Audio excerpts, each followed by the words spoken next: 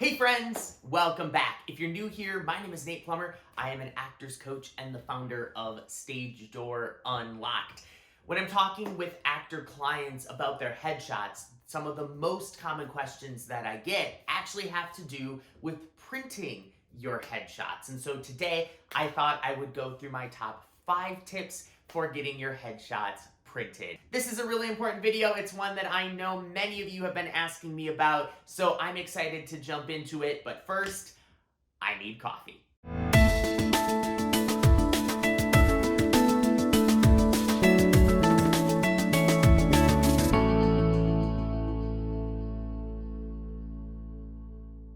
Having quality printed headshots is one of the most important things in an actor's marketing toolkit. Your headshot is your representative when you're not in the room. And so you want to make sure that the actual copies that you have are of good quality.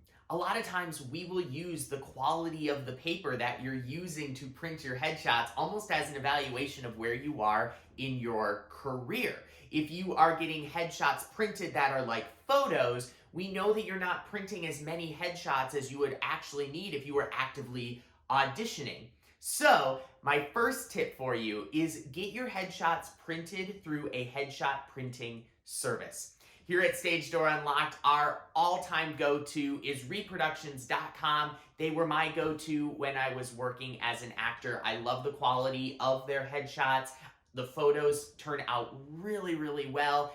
And more importantly, their pricing is really economical. While there are other cheaper options out there, I have to say, usually you get what you pay for, and Reproductions has amazing customer service and the quality of their prints are fantastic. This is not a sponsored video. I just want to give some love to Reproductions. So if you are interested in getting your photos printed through Reproductions, I put their link down in the description box below. The second tip that I have for you is don't have your resume printed directly on the back of your headshot. Now, I know this is something that might ruffle the feathers of some of the headshot printing services, but hear me out. I know and appreciate why this is a service that many of the headshot printing companies offer. It seems like it's going to be more convenient, but here's where the challenge comes in. A lot of times you are printing headshots in sets of 50 or even 100. But your resume is going to evolve and change probably more frequently than your headshot printing is going to occur. It is very common that we as actors update our resumes, and you don't want to be stuck with a whole stack of 100-some headshots that have outdated resumes on them. So I am still a big believer in the trim the 8.5 by 11 printed copy of your resume and stapling it to the back. I think that is still the most efficient way to do it. But if you are doing printing through a headshot production service, I would not print your resume on the back of your headshots unless you are doing them in very, very small quantities.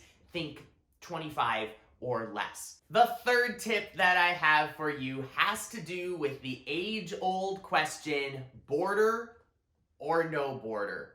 Look, this is one of those things that has been around since the dawn of time. I think it is an older question than which came first, the chicken or the egg. Deciding, do we want a border? Do we not?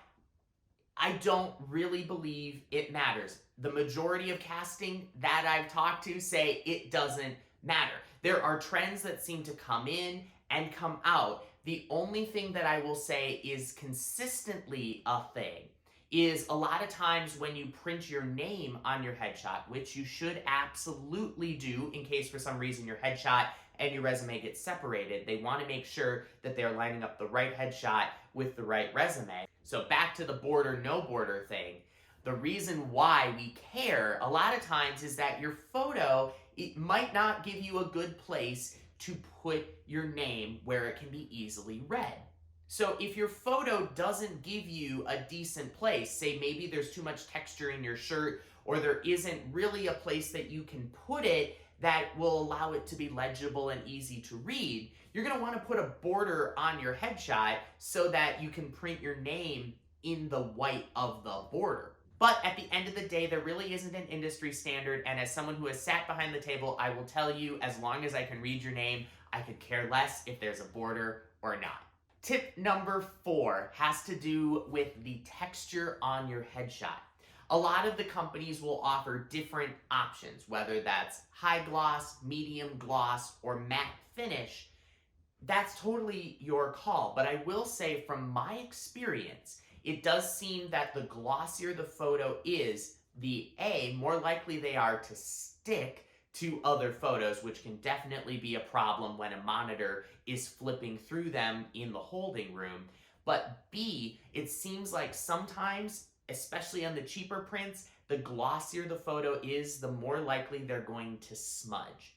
Again, it really comes down to personal preference. I'm just sharing with you some experiences I've had with the different qualities. You do what you feel is best for you. And finally, tip number 5, be logical in your print quantity. When you look at the printing websites, a lot of them are going to offer different pricing based on the quantity of headshots that you order. The more headshots you order, the less per copy they're going to be. This makes sense. This is called a quantity discount. And this is great as long as you're thinking logically about how many copies you're actually going to need. While it might seem like, yeah, I'm going to go through 100 headshots very quickly, you're probably not. 100 auditions in the course of the year, and I mean individual auditions. We're not talking callbacks, because at this point they probably already have your headshot. And we're also not talking about submissions, because again, those are handled digitally. So we're only talking about how many times did you actually hand out paper copies of your headshot. Go through and track that number and see what is going to be the most cost-effective for you. Also, if you're looking at getting new headshots printed within a year, you're probably not going to want to order 100 or 200 some of your current headshot, because then you're going to have a whole bunch of these old headshots laying around that you won't ever use. Order in smaller quantities. I guarantee you, you won't go through your headshots as often as you think.